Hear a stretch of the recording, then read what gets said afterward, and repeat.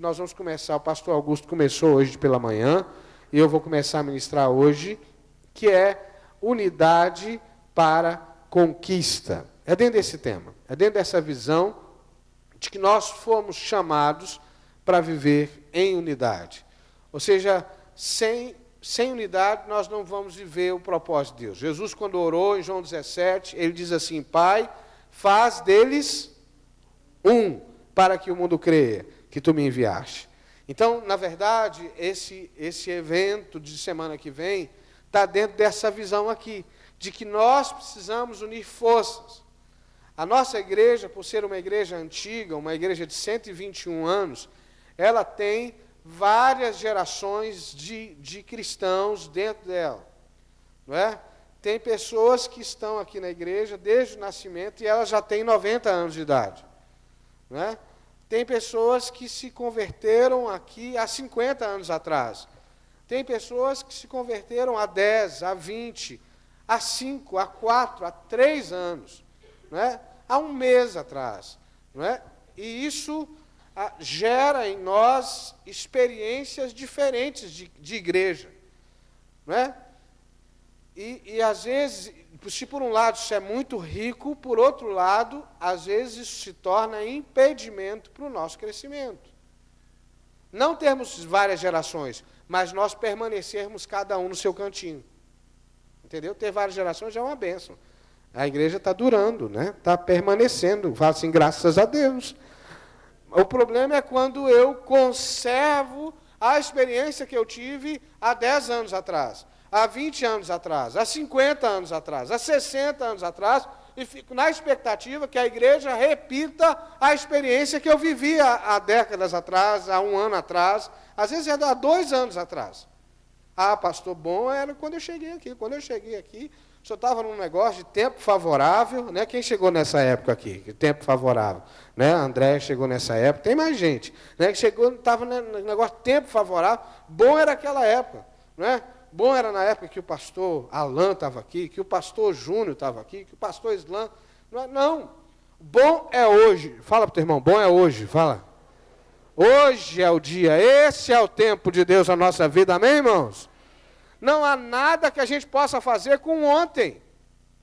Fala para o teu irmão assim, desiste de ontem. Fala para ele, desiste de ontem. Não vai voltar, fala para ele. Não vai voltar. Ontem já era, morreu. Né? Morreu, acabou. Ontem não tem mais. Tudo que nós temos é o hoje. E se Deus não tiver misericórdia de nós, nós teremos o amanhã. Mas a Bíblia diz que o amanhã pertence ao Senhor. Então, diante do fato que nós só temos o hoje, nós só temos o agora, só temos esse momento, nós temos que viver intensamente esse momento. Nós temos que gastar todo o nosso esforço, todas as nossas forças em viver o hoje bem, porque o amanhã talvez não venha. E é sobre isso que nós queremos conversar hoje. Unidade para conquistar. Ou seja, a gente tem uma clareza e um discernimento de que sozinho não dá. Né? Juntos nós somos mais fortes. Em células nós somos mais fortes.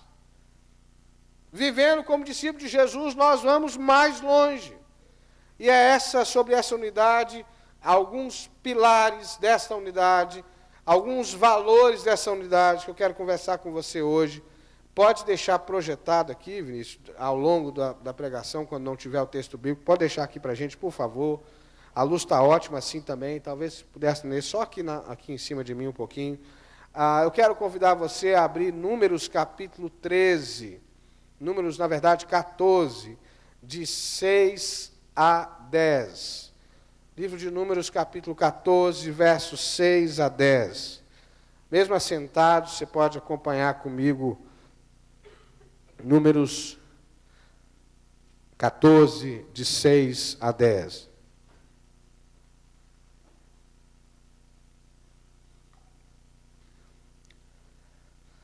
A palavra de hoje é sobre valores que geram a conquista. Você fala comigo assim, valores que geram a conquista. Valores que geram a conquista. Amém? Todos eles têm a ver com unidade, mas o que eu quero dizer é que nós precisamos ter unidade em torno desses valores, desses princípios espirituais que eu vou dividir com você hoje. Números 14 diz assim: E Josué, filho de Num, e Calebe, filho de Jefoné, dentre os que espiaram a terra, rasgaram as suas vestes e falaram a toda a congregação dos filhos de Israel, dizendo: A terra pelo meio da qual passamos a espiar é muitíssimo boa. Se o Senhor se agradar de nós, então nos fará entrar nessa terra e nos dará terra que mana leite e mel. Tão somente não sejais rebeldes contra o Senhor, e não temais o povo dessa terra, porquanto como pão os podemos devorar. Retirou-se deles o seu amparo. O Senhor é conosco, não os temais. Apesar disso, toda a congregação disse que os apedrejassem. Porém, a glória do Senhor apareceu na tenda da congregação a todos os filhos de Israel. Senhor, tem misericórdia de nós e fala ao nosso coração. Em nome de Jesus. Amém e amém. Amém, irmãos? Valores que geram a conquista. Você poderia dizer para mim alguns valores importantes para você? Alguns valores que são importantes na sua vida. Quem podia me ajudar? Hein? Honestidade. O que mais? Respeito. Respeito é um valor retado, né? O que mais? Para mim é um valor fundamental. Hein? Segurança. Segurança. O que mais? Quem vive sem segurança, né? Difícil, né? Viver sem segurança. O que mais? Humildade. Coragem. Oi? Não, desculpa, Vanessa. Educação, coragem, não é? Integridade, fidelidade, compaixão, temor a Deus. Você já encontrou uma pessoa sem valor? Não que ela não tenha valor, mas que não represente na vida dela valores. Por exemplo, eu cresci numa família onde, não dá para esperar, né, que seja igualzinho, né, como era na nossa época. Mas eu ainda sou de um tempo que bastava meu pai passar um rabo de olho que eu já sabia. Né? Eu já sabia. Ele passava o rabo de olho assim, mas minha mãe, eu já sabia que ou mudava a história ou, né, o negócio ia ficar feio. Né? De chamar de senhor, né, o mais velho, de pedir bênção. Quem pede bênção aqui até hoje? Né? Bênção. Né?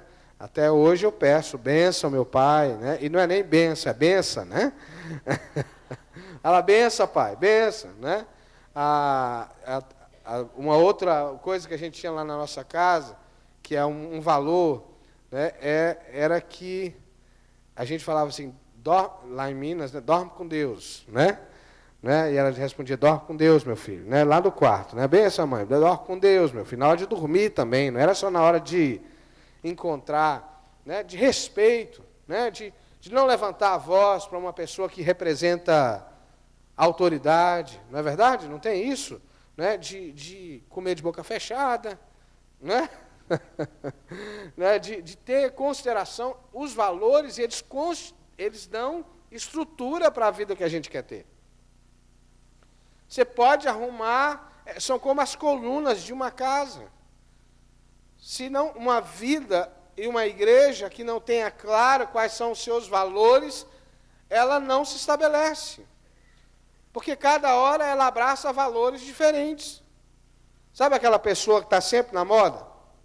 Né? Ela está sempre na moda, na última moda. É igual o torcedor do time que ganhou sempre. Né? Acho que esse negócio não existe aqui não, né? Mas aquela pessoa que quando um time é campeão, ele está torcendo para aquele time. Mudou o time, já mudou de novo. Né? Está na moda falar uma coisa, ele fala. Está na moda fazer uma coisa, fala. Não tem valor, não tem estrutura, estabilidade, é muito maleável. É claro que dentro de toda a estrutura tem que haver mobilidade, tem que haver flexibilidade, mas tem que ter uma estrutura mínima de valores que dão a nossa identidade. que formam a nossa identidade. E aqui nós estamos diante de 12 líderes que demonstram valores completamente distintos uns dos outros. 12 líderes, os 10 a gente não lembra o nome deles, está registrado aqui, vocês lembram bem o texto, onde eles são chamados a espiar a terra, olhar a terra e ver se a terra era boa. E trazer um relatório que motivasse o povo. 10 dão um relatório pessimista e acabam com a festa de Moisés. E 2, Josué e Caleb, ficam indignados com isso e dão um outro relatório completamente diferente. É claro que nós vamos nos basear em Josué e Caleb. E o primeiro valor que está muito claro em Josué e Caleb, e que são valores que nos ajudam a viver, e que nós precisamos ter unidade em torno desse valor, é a fé. Fala com o teu irmão assim, você precisa de fé. Fala para ele. Fala de novo, você precisa de fé. Fé. Porque a Bíblia diz que sem fé vamos falar juntos? Sem fé é impossível agradar a Deus. A gente precisa de fé, mas fé em quem, pastor? Fé em Deus. A gente precisa de fé em Deus. É interessante os relatórios, e eu já preguei esse texto várias vezes, mas eu hoje me saltou aos olhos que eu preguei esse texto terça-feira passada ali em Cuiabá, me saltou aos olhos que eles dizem assim, Josué diz assim, se o Senhor se agradar de nós, fará, versículo 9, não os temais o povo dessa terra, porquanto com pão os podemos devorar. É interessante que o relatório dos espias é o seguinte, nós nos vimos como gafanhotos diante deles. A terra é boa, mana leite e mel, mas é uma terra de gigantes. Nós nos vemos como gafanhotos. Josué diz o seguinte, não, se Deus se agradar de nós vamos comer esse povo como quem come pão. Qual a diferença básica entre os dois relatos? É a fé. O problema é que os 10 espias, eles enxergam que a terra é boa, eles percebem que a terra é boa, mas eles só avançam quando eles conseguem, na força do seu braço, avançar. Então, diante dos homens, eles eram mesmo como gafanhotos. Ou seja, olhando para si mesmos, eles não tinham condições de enfrentar aquilo. E a fé deles está fundamentada em quem? Neles mesmos. Neles mesmos. Mas Josué e Caleb diz, não, se o Senhor se agradar de nós vamos entrar e vamos traçar esse povo como pão. Porque a fé de Josué e Caleb está numa coisa só, se eu cumprir a vontade de Deus, eu sou mais que vencedor. Se eu me mover por fé, se Deus estiver me guiando, se essa for a palavra de Deus, se essa for a direção de Deus, não tem gigante que possa me impedir. A mesma coisa de Davi, diante de Golias. Não é? Está o exército inteiro parado e diante de Golias, o histórico de guerra de Golias era de um guerreiro avassalador. E todo mundo conhecia a trajetória de Golias. E o exército fica todo parado, ninguém se move. Davi disse assim, quem é esse incircunciso que está insultando o Senhor e a sua lei? Hoje mesmo o Senhor te entregará em nossas mãos. O tempo inteiro Davi está confiando no poder de Deus. A questão, querido, é o que nos move? O que me direciona a dar um passo novo na vida? O que me faz querer viver uma experiência nova com Deus? O que me faz desejar crescer? O que me faz crer que Deus vai entregar essa cidade para nós? É a fé, é a certeza que Deus quer fazer, é a certeza que Deus pode todas as coisas. Esse aleluia podia ser maior, né? Podia ser melhor, não podia? Fala com o teu irmão assim, Deus quer gerar uma fé de conquistador em você, fala para ele. Amém, irmãos? Fala com o teu irmão, Deus quer gerar uma fé de conquistador em você. Deus quer que você aprenda a viver pela fé, que você aprenda a se mover pela fé.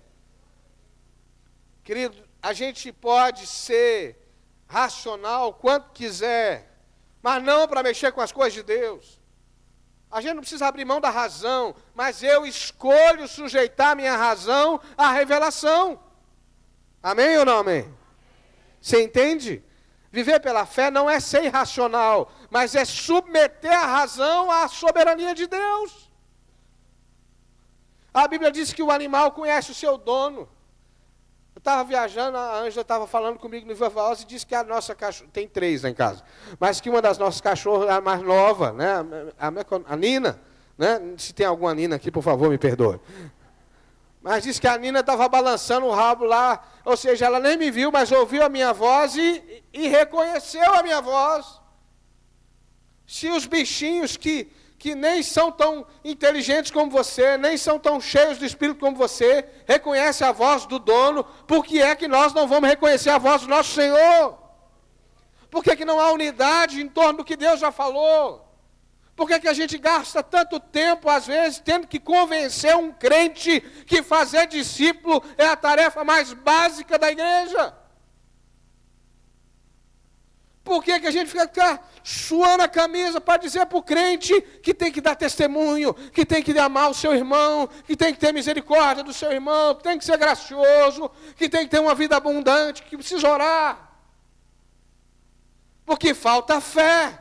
Nós nos movemos pela nossa capacidade de mobilização, nós nos movemos pela força do nosso braço, por aquilo que me é palatável, que me agrada. Entendeu? Até as diferentes expressões de culto que a gente tem na nossa igreja, de certa forma, embora não seja tudo isso, só isso, mas de uma certa forma denuncia isso.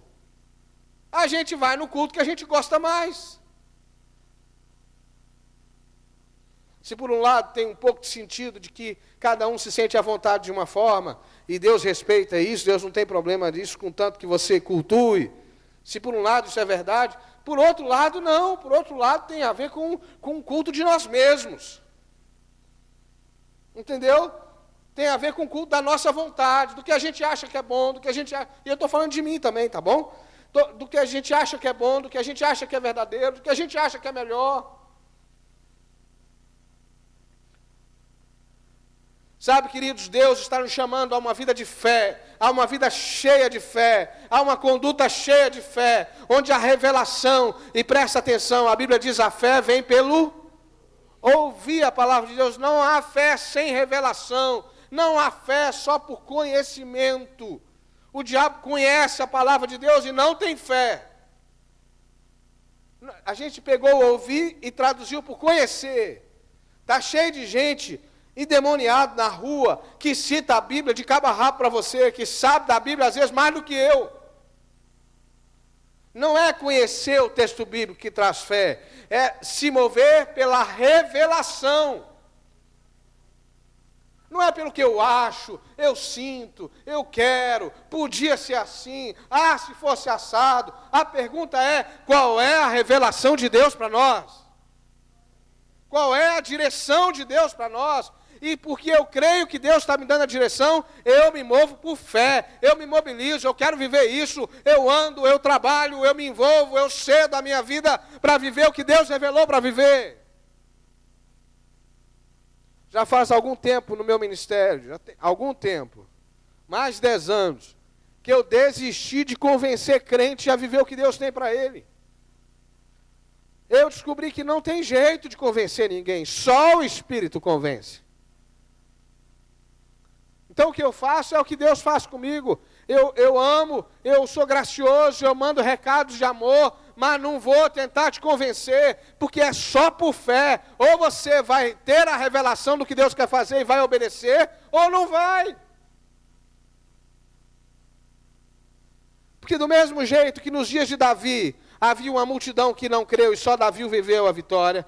No mesmo tempo que nos dias aqui que nós estamos lendo, só Josué e Caleb viveram a vitória. A história bíblica está repleta de gente que tinha fé e gente que não tinha fé. Os que têm fé herdaram a promessa, Hebreus diz, entraram no meu descanso. Os que não têm fé não entraram no descanso do Senhor. Fala com o teu irmão assim, Deus quer que você entre, fala com ele. Deus quer que você pise na terra. Deus quer que você desfrute da promessa. Amém, querido? Amém? Dá para dar um amém com mais vontade? Amém? Fala com o teu irmão, você é herdeiro da promessa. Fala com ele, você é filho da promessa. Você vai viver a promessa de Deus para a sua vida. Então a gente precisa desse valor. Nós precisamos de unidade em torno desse valor. Fé, não importa mais o que eu penso, não importa mais o que você acha. O que importa é aquilo que Deus revelou para nós. E nós cremos que a vontade de Deus é boa, perfeita e verdadeira. Amém, querido? Então a gente precisa de fé para isso. Eu tenho muita convicção, por exemplo, que a visão de Deus para nós agora é que nós sejamos uma igreja que vive em células, que se multiplica a partir das células, que vive o ministério através das células, que alcança pessoas. Nós vamos continuar servindo, fazendo culto, tendo os ministérios aqui na igreja, tudo direitinho, não vamos desobedecer ninguém, mas nós vamos fazer de cada célula uma igreja que se reúne na casa. Uma igreja viva, não um pedaço da igreja. Uma igreja viva, que se reúne, como é no Novo Testamento. Como Paulo dizia, a igreja que se reúne na casa de Priscila e de Áquila. Paulo fala assim, um pedaço da igreja que se reúne lá, é assim que Paulo fala, não? Hein? A igreja que se reúne na casa de fulano de tal. A igreja que se reúne na casa da Cláudia. A igreja que se reúne aqui no cenáculo. A igreja que se reúne em tal lugar, lá no Dário. A igreja que se reúne na casa da Leide. A igreja que se reúne. É a igreja de Jesus. Para nós está cada vez mais claro que a gente precisa entender que a igreja não é a nossa reunião dominical. A igreja é a vida que eu vivo lá fora. Dia a dia. É a unidade em torno disso. Amém, irmãos? Amém ou não amém? Então eu preciso de fé nesse negócio. Começo a ver que Deus vai multiplicar a catedral nessa cidade. Não é? Nós queremos ser uma igreja em movimento, uma igreja que se move, uma igreja dinâmica. Né? O pessoal vai dizer assim, até essa velhinha está se movendo, por que a gente não pode? As igrejas mais novas vão dizer assim, se a velhinha da catedral, né, com 121 anos, pode ser uma igreja nova, viva, empolgante, encorajadora, que ganha discípulos para Jesus, a gente também pode. Amém, irmãos? Não tem problema. De vez em quando eu recebo gente aqui, que chega aqui e diz assim, nossa, eu achei que ia encontrar uma igreja formal, e tal, porque parece que o que fica muito tempo não pode ser novo, não pode ser encorajador, mas é isso. A igreja nasceu para morrer ou a igreja nasceu para perpetuar?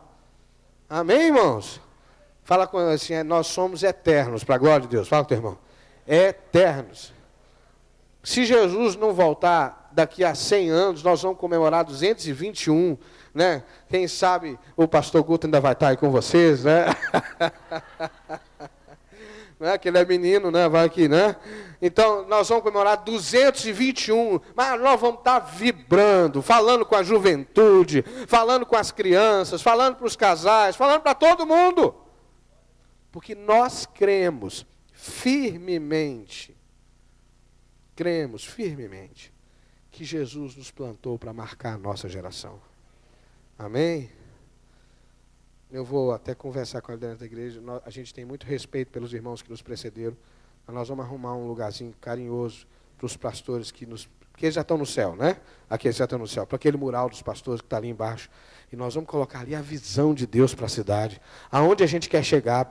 Porque está na hora da gente parar de olhar para o retrovisor e começar a olhar para frente. Amém, irmãos? Está na hora da gente ficar parando, nós já fomos uma igreja assim, já fomos uma igreja assada, já fomos. Não, nós vamos olhar para frente, porque Deus quer fazer, porque nós cremos que Deus nos plantou para marcar essa geração. Amém ou não amém? Amém, irmãos? A gente precisa de unidade nesse negócio. Precisa de unidade nisso. Você não pode ficar me esperando ver eu fazer, não, nós vamos ter que fazer junto. Todo mundo precisa arregaçar as mangas. Fé. Sem fé é impossível agradar a Deus. A segunda coisa que a gente precisa, e lembra que lá atrás, o primeiro ciclo de pregações que nós vivemos aqui foi sobre fé. Lembra disso? Lá no mês de abril, Então, se você for lá no nosso canal do YouTube, Catedral Metodista Oficial, você pode ouvir todas as pregações sobre fé, para reavivar sua fé, para fortalecer sua fé. A segunda coisa que esses homens aqui, Josué, Caleb, têm, e que os outros não têm, é a experiência com Deus. Logo, não tem fé, não vai ter experiência. Não tem experiência com Deus. Josué e Caleb têm experiência com Deus. Josué viveu de perto o discipulado, foi discipulado por Moisés, se colocou para ser um servidor. E aqui eu preciso falar de uma coisa muito interessante e muito importante com você. Se você é discípulo, você é aprendiz. Se você quer ser discipulado, você precisa aprender a servir aquele que Deus colocou na sua vida para te discipular. Se é um líder de célula, caminha com ele, serve a ele, anda com ele. Prioriza o que é importante para ele. Não é?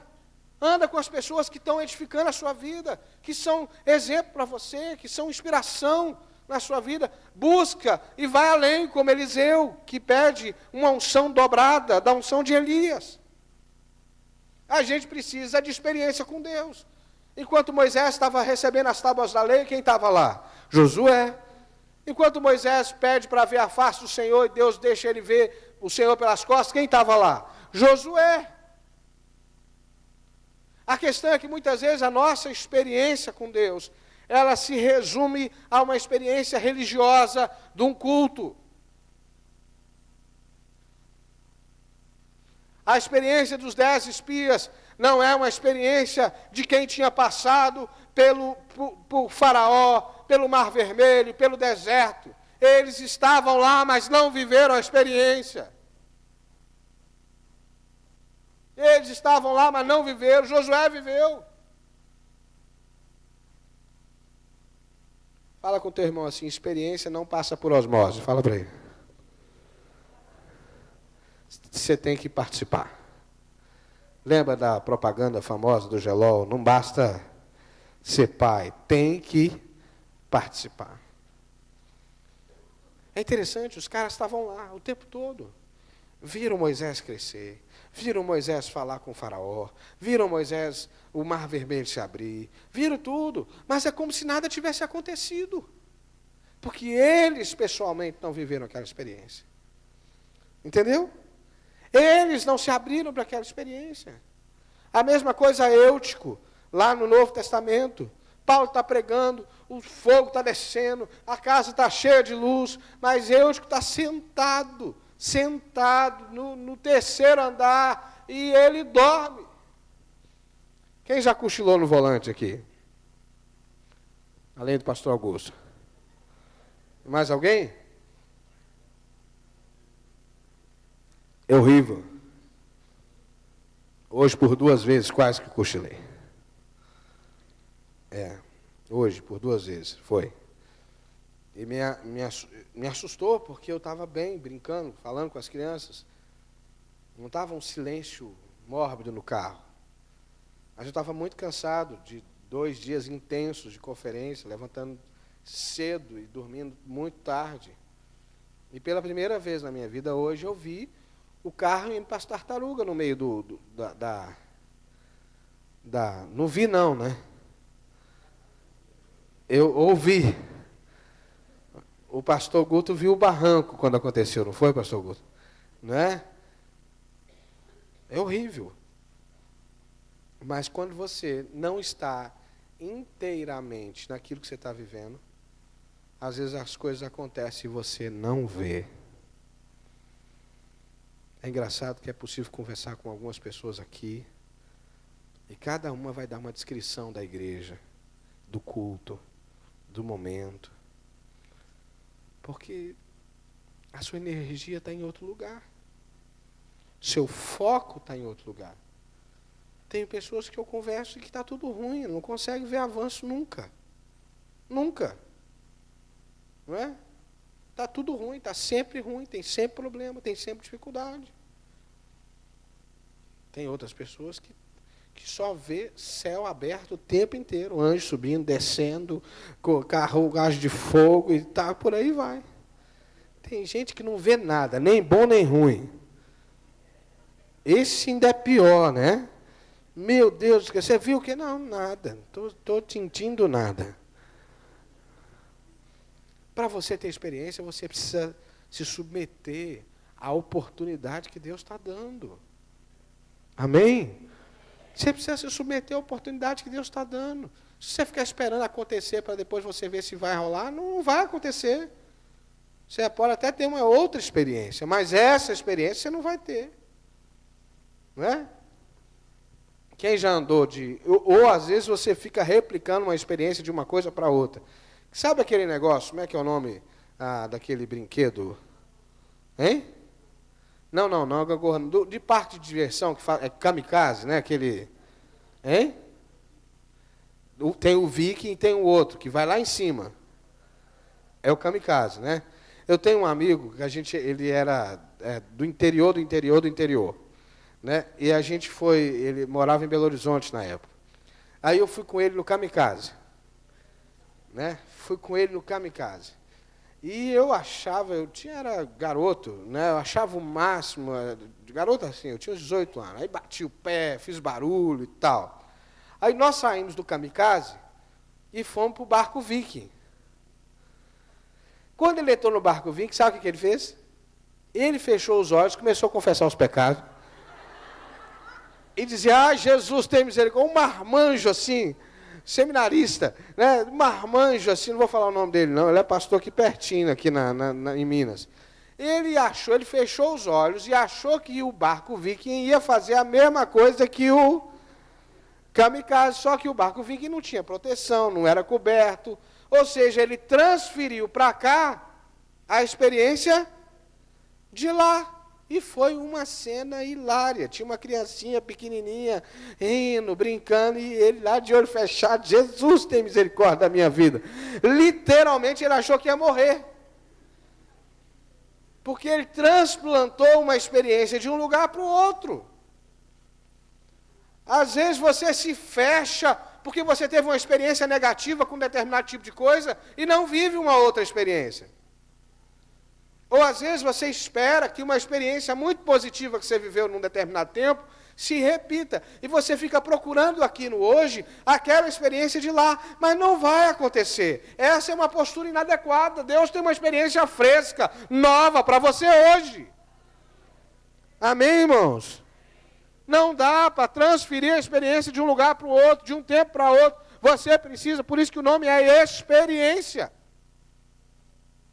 Está além do seu controle, é externo, é experiência, está além da sua capacidade de controlar.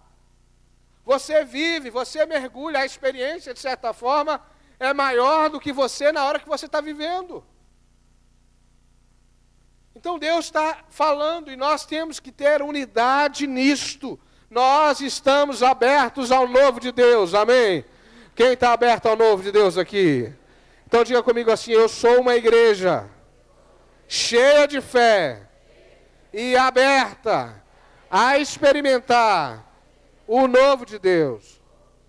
Amém, irmãos? Aberto e aberto. Amém? Terceira coisa, querida, é que nós precisamos de um alinhamento e, mais uma vez, nós falamos sobre experiência também, no mês de maio. Se você quiser, no mês de junho. Todos os pastores que ministraram debaixo dessa perspectiva. Né, eu pulei aqui o mês, né, da visão, mas junho nós tratamos de experiência. Então, lá no canal do YouTube, você pode ver, Catedral Metodista Oficial, várias ministrações sobre experiência. O terceiro valor, nós estamos falando de valores, é sobre visão. Ajustar o foco. Qual era o problema desses moços aqui? Além deles terem uma fé fraca, além deles não terem fé nenhuma, além de faltar uma experiência com Deus, a visão deles estava focada, primeiro, para o que eles podiam fazer e para as ameaças que a terra oferecia. É tão contraditório que eles voltaram a Moisés carregando frutos da terra. Olha para você ver. Eles voltaram com os cestos cheios de frutos. E disseram assim, a terra é boa mesmo. Mas não dá para a gente. A gente não tem vocação para esse negócio.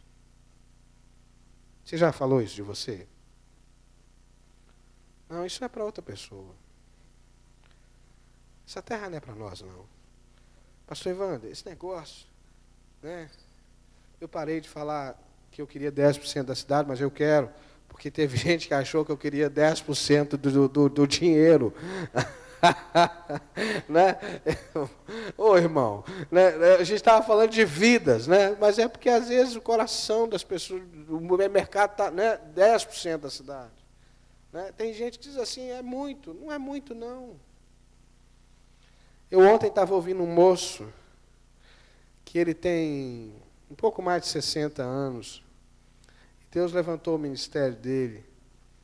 Ele começou a trabalhar com célula em 1983.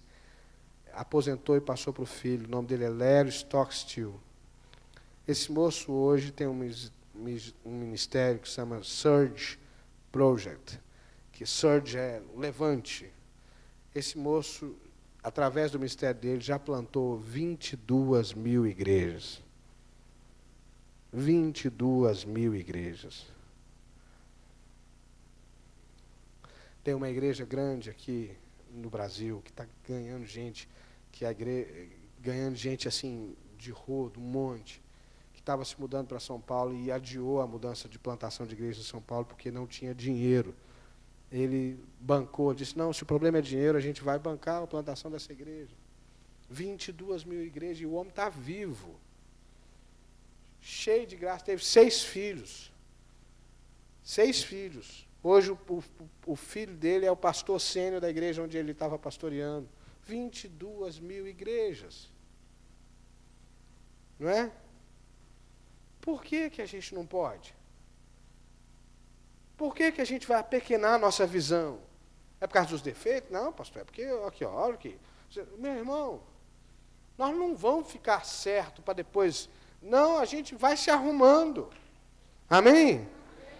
O que a gente não pode falhar é no fundamental. É no fundamental. As outras coisas você vai ajustando mesmo, que não é fundamental, que não contraria a palavra, que tem a ver com ajuste e caminhada, isso nós vamos ajustando. O que a gente não pode perder é a visão da palavra, do sonho de Deus para a nossa vida. Entendeu? Não podemos perder o sonho de Deus para a nossa vida. De que adianta eu dizer que sou cristão, que quero ser uma igreja relevante, se eu não der conta de ter uma visão certa a meu respeito, a respeito do meu irmão? O problema é que às vezes a gente está junto, mas a gente não acredita que a promessa é para nós. Lembra? Jesus falou em Cafarnaum que se em Sodoma e Gomorra tivesse feito os milagres que tinham sido feitos ali, talvez elas não teriam sido destruídas. Na Galileia, não reconheceram Jesus como Senhor. Porque a pergunta é, de Nazaré pode vir alguma coisa boa? Será que pode acontecer alguma coisa boa na minha família, na minha casa? Será que Deus pode levantar alguém dentre os meus? Será que eu tenho vocação para isso? Será que essa palavra se aplica a mim? Será? E é essa a especialidade máxima de Satanás. Sempre que ele se encontrar com você, ele vai dizer, a visão não é para você. A visão não é para a tua célula. A visão não é para a sua família. Você vai dizer, é sim, porque o meu Deus é quem me dá a vitória. O meu Deus é quem me levanta. O meu Deus é que ordena a bênção sobre a minha vida. Você entendeu, querido? Nós precisamos alinhar, estarmos unidos em torno dessa visão de conquista.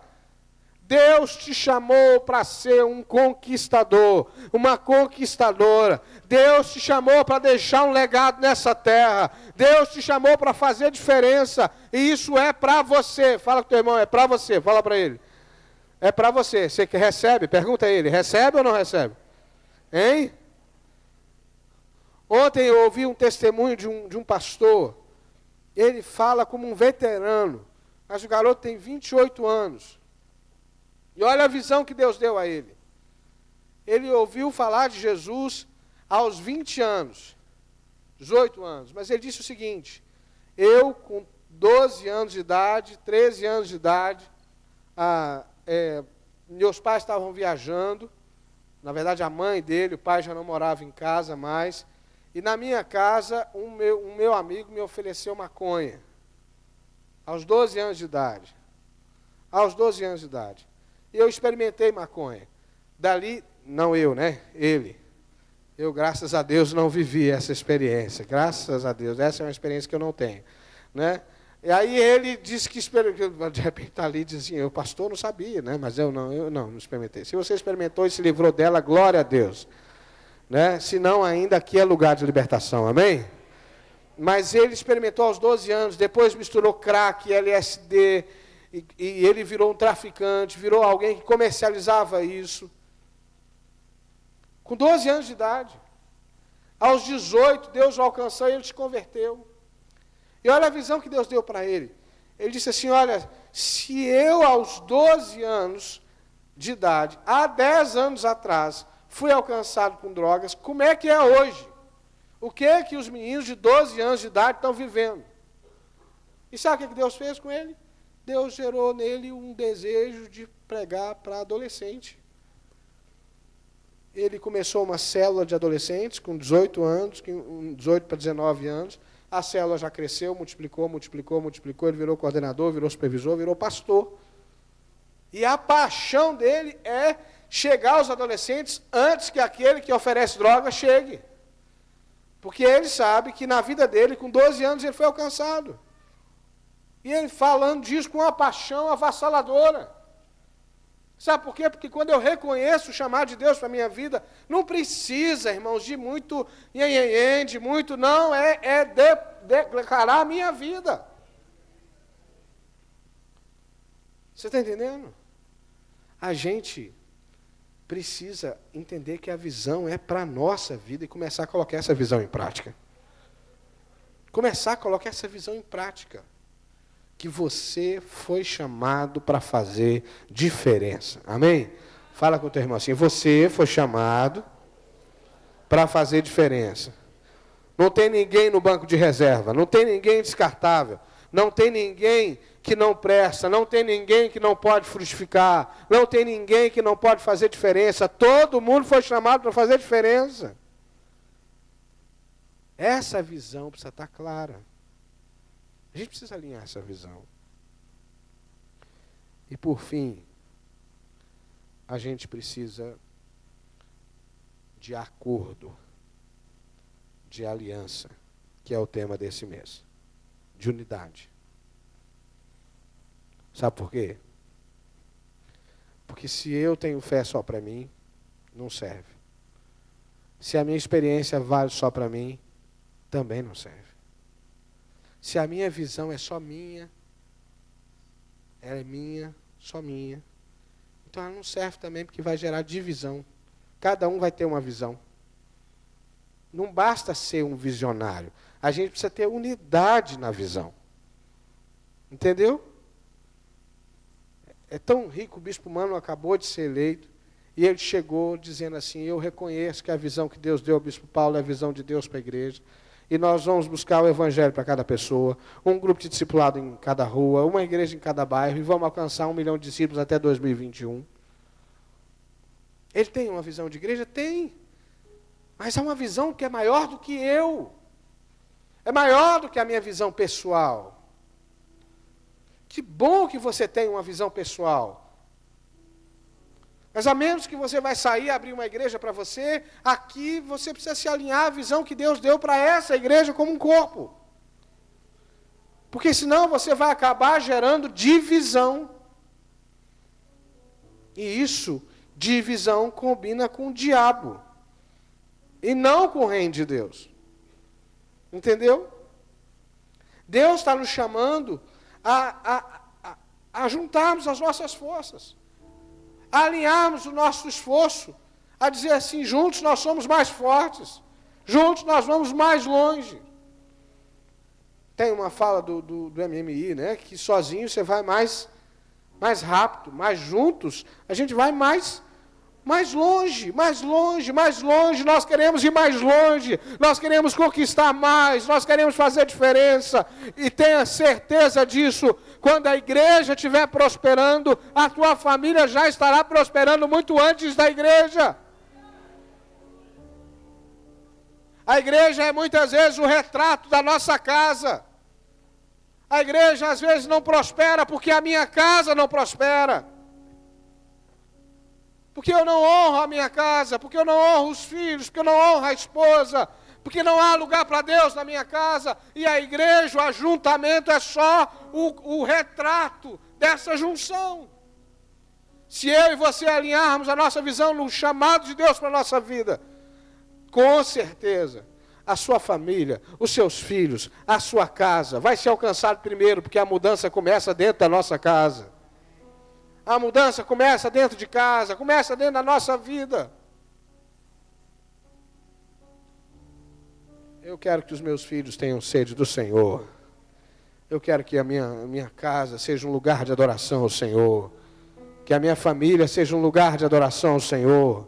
Que a minha vida reflita o propósito de Deus para a terra, para a nação. Que a minha célula seja um lugar onde Deus se manifesta. Olha como Deus está nesse negócio. Há mais ou menos 2 anos atrás, Deus me confrontou usando esse pastor que está hoje me mentoreando para abrir uma célula. E eu olhava para a minha agenda, por mais incoerente que isso possa parecer, mas não tinha lugar para eu abrir uma célula. E aí eu me lembrei que 7h30 da manhã eu não fazia nada. Então eu abri uma célula às 7h30 da manhã, na quinta-feira. O primeiro ano foi um ano de estabelecer a célula. Mas no segundo ano da célula, durante o segundo ano, nós já vivemos a nossa segunda multiplicação. Então hoje já tem célula às 7h30 da manhã, terça, quarta e quinta. E alguém da célula já me disse assim, pastor, a segunda é minha, eu quero pegar a segunda. Eu falei, amém. Então vamos caminhar mais um pouco, e eu tenho fé em Deus que até setembro, estou marcando, hein? Até setembro, ele está ali balançando a cabeça para mim, até setembro, discípulo do Dário, 2 carecas ali, né, Dário? O Beto já disse, até setembro nós vamos multiplicar segunda-feira. E vamos sexta, de repente nós vamos ter sábado, domingo. As mulheres começaram de manhã agora também. A Ângela foi desafiada, e quarta-feira, 7h30 da manhã, já tem uma de mulheres aqui. Além das outras que já tem. E também nós vamos ter de mulheres de segunda a sexta, se Deus quiser. Além de todas as outras células. Né? Queria desafiar você aí, você que tem célula em casa.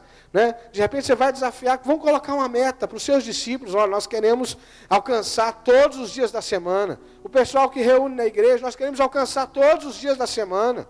Hein, Cissa? Segunda, terça, quarta, quinta, sexta. Às 6h30 da tarde aqui. Vamos encher essa cidade de células, de gente sonhando o propósito de Deus. Nós precisamos de unidade em torno disso. Sabe por quê? Deixa eu te falar, honestamente, eu termino com isso. Eu não consigo te pastorear como você precisa. Eu quero até te pedir perdão. Porque eu sei que às vezes você tem uma expectativa diferente a meu respeito. Às vezes você tem expectativa que eu lembro de você no seu aniversário. Às vezes você tem a expectativa de que quando você fique doente eu vá no hospital te ver. Quando teu filhinho nasceu, que eu consiga ir lá estar com você quando seu filho nasceu. Né? Quando você ficou noivo, quando você foi promovido no trabalho, você queria que eu tivesse lembrado disso e eu fosse lá. Me perdoe, eu gostaria muito de participar com você de todos esses momentos. Mas é humanamente impossível. Só se eu me tornasse eunuco. Mandasse minha mulher embora e os meus filhos. Deixasse aqui essa igreja a administração das coisas aqui, os cultos, tudo. Ia ficar só por conta disso. Você ia dizer assim, pastor, não dá não. O senhor está fora da casinha. Vamos arrumar um outro pastor, que o nosso pastor endoidou. Porque Deus não fez assim. Deus não fez assim. Deus disse assim, enchei a terra e multiplicai. Sabe quem cuida de filho? é pai e mãe. Entendeu? O meu ministério, ele é acessório. Eu sou chamado para motivar você, para ajudar você a crescer, para incentivar você. Mas você precisa de um pai espiritual, de uma mãe espiritual, de alguém que gerou, ou que você vai se tornar filho por adoção. E você também precisa gerar filhos, porque aí você vai se ocupar e vai parar de prestar atenção em coisa boba. Você conhece alguém que só precisa de serviço? Conhece alguém, não? Hein? Que fica vendo chifre em cabeça de cavalo. Dá um serviço para ele, para você ver. Tem muito crente à toa na igreja. Entendeu? Fica vendo o que não é para ver. Enquanto podia estar gerando vida. Fica discutindo o sexo dos anjos. Se o anjo tem 4 asas, ou 5, ou 6. Fala sério, gente. Que diferença faz a quantidade de asas dos anjos? Eu quero saber quais são os propósitos de Deus para a minha vida. Então me perdoa, eu não vou conseguir atingir sua expectativa. Se a gente colocar mais 10 pastores de tempo integral aqui, também não vamos conseguir. Sabe por quê? Olha para o teu irmão e diga para ele assim, o pastor é você. Fala para ele.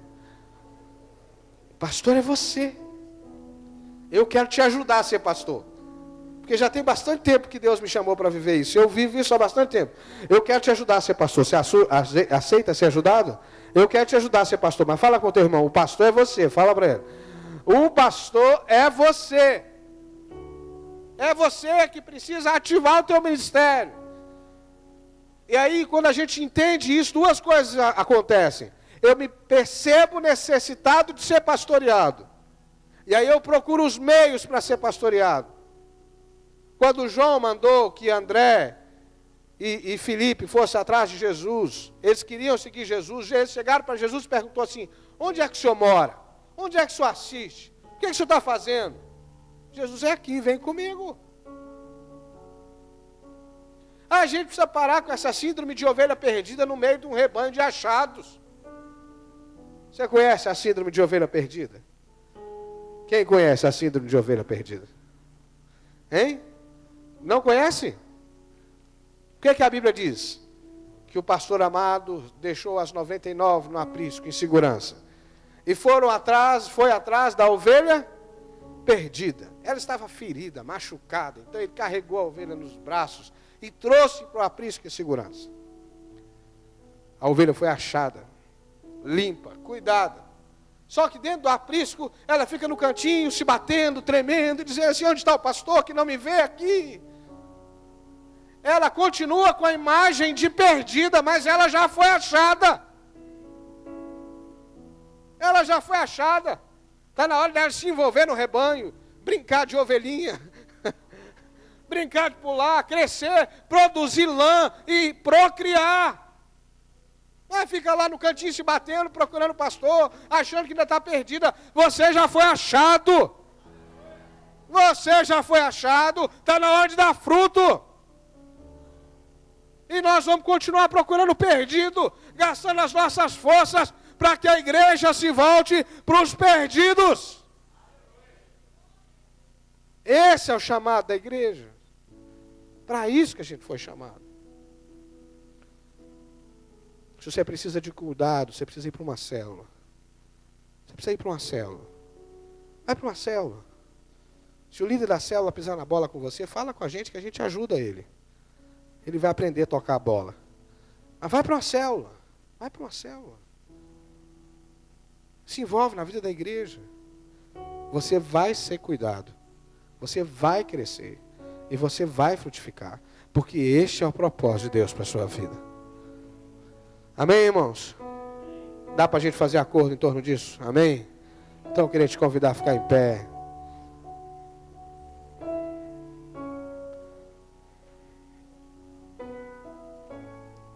Vamos cantar com o Ministério Louvor. Vamos cantar, vamos declarar a nossa disposição para viver esse mover. Isso só vai acontecer por influência do Espírito Santo. E só vai acontecer por influência do Espírito Santo. Vamos declarar isso, que o céu se abra sobre a nossa vida. Que o céu se abra sobre a nossa vida, para que a gente possa viver aquilo que Deus sonhou para nós.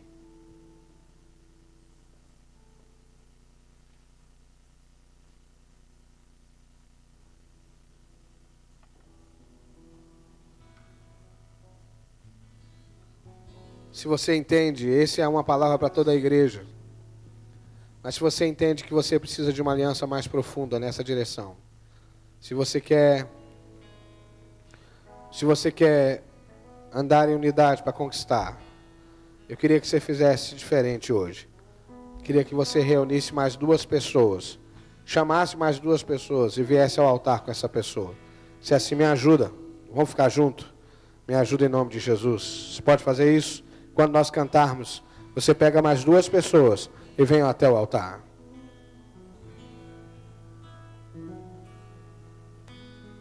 Tu és bem-vindo aqui, e em nosso coração toma direção.